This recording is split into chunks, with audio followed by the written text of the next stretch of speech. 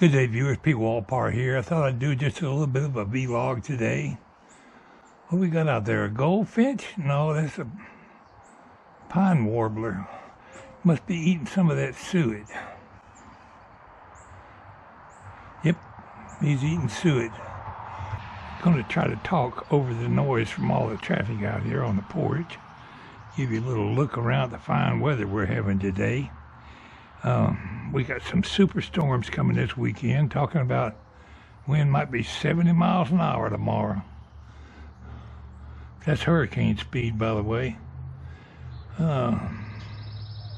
68 degrees. What a lovely day. Yesterday I did a vlog, a review of one of my playlists.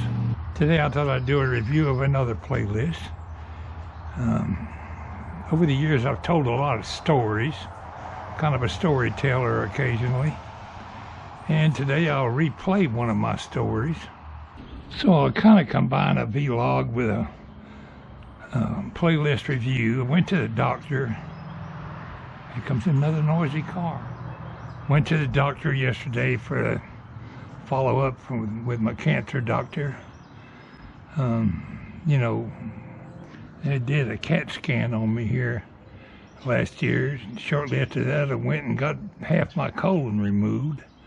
Well, they want to do another CAT scan. They said it ain't no big deal. They just want to check me every year. I think they just want to see if the cancer come back. So I got to go down there sometime in April and get that CAT scan done. I just thought I'd mention that. Said my blood test and everything looked good. So that's not much chance of any problems, she said, but they'll certainly let me know.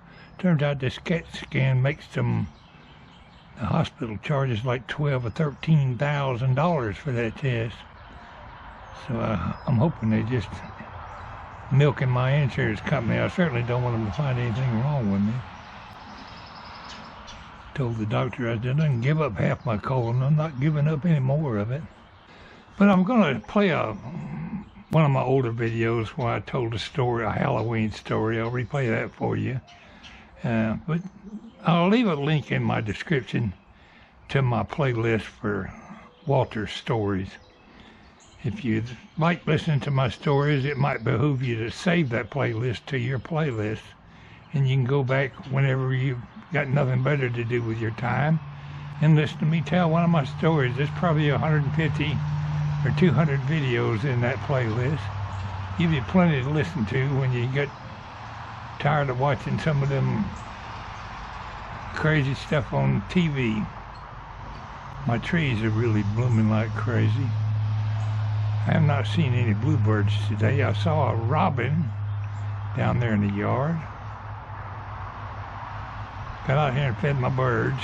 But let's get on with my video review, my playlist review. Like I say, I appreciate if you watch and like some of my videos. And my stories you might find of some interest. Today's story is going to be an old Halloween story I told. I hope everybody survives all the upcoming storms and stuff that we're supposed to have, and I certainly hope we survive it. Living up here on this hill, sometimes the wind comes through here lickety-split. A tufted titmouse are running back and forth to the suet. They've been ignoring my suet up until now. You know what I think I'll do? I think I'll go out there and hook up my camera to that suet, because they're coming and going from that.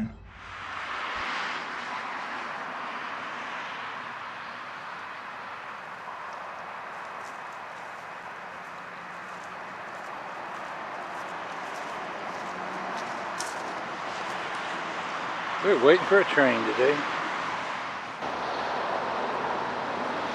Well, I'm at Locust Grove today. Every year they put a bunch of Halloween displays out here. I thought I'd take a look at some of them while I'm waiting for a train. In the process of looking at these displays, a story came to mind, so I think I'll share it with you while we look at my video here. This is a story of a gag I pulled one year. They kind of backfired on me and left me feeling kind of bad. And Afterwards, I was far less inclined to try to pull a gag on anyone. I learned a lesson from it, I guess. The year was about 1959 or 1960. I was just a young guy. We lived at that time in a town called O'Galley, Florida. We lived on Jasmine Street. It's a little residential street downtown O'Galley, and it's paved streets lined with hibiscus bushes and live oak trees, and street lights there are so far apart that at nighttime it can get kind of dark out there on that street. It was Halloween, and I figured it'd be a good time to pull a prank on somebody.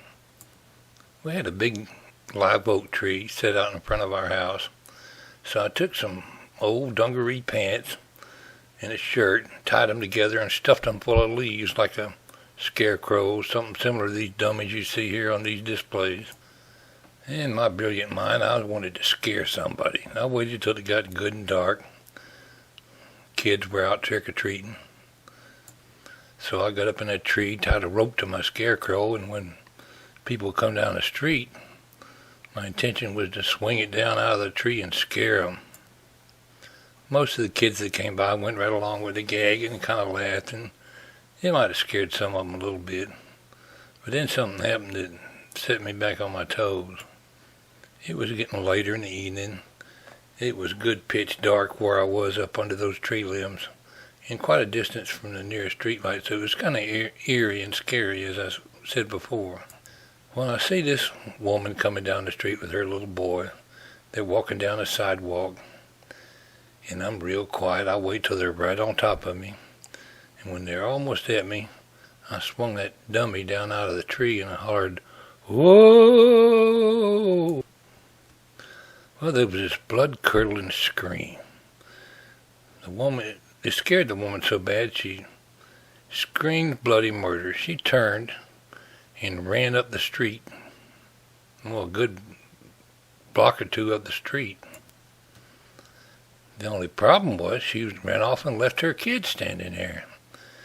And he throws his bag of candy on the ground. It spills all over the sidewalk, and he starts crying and screaming, but he doesn't run away. I guess he don't want to leave his candy behind, but Mama's plumb gone. She's down the street somewhere.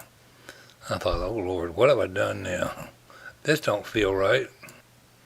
So I jumped down out of the tree, helped the little kid scoop his candy back in the bag. I scooped all his candy up and put it in a bag and said, "There's your mama down there toward that street light. You run on down there and catch up with her now." And I quickly hurried away from the scene because I could just know Daddy might be back in a few minutes to put a scare into me. The little boy's daddy, that is. Now, I suppose there are people out there that would get some kind of kick out of scaring somebody, but I learned then that it's not fun scaring somebody, not if it makes you feel bad. So pulling a gag on somebody sometimes will backfire on you. I felt guilty as heck for a long time.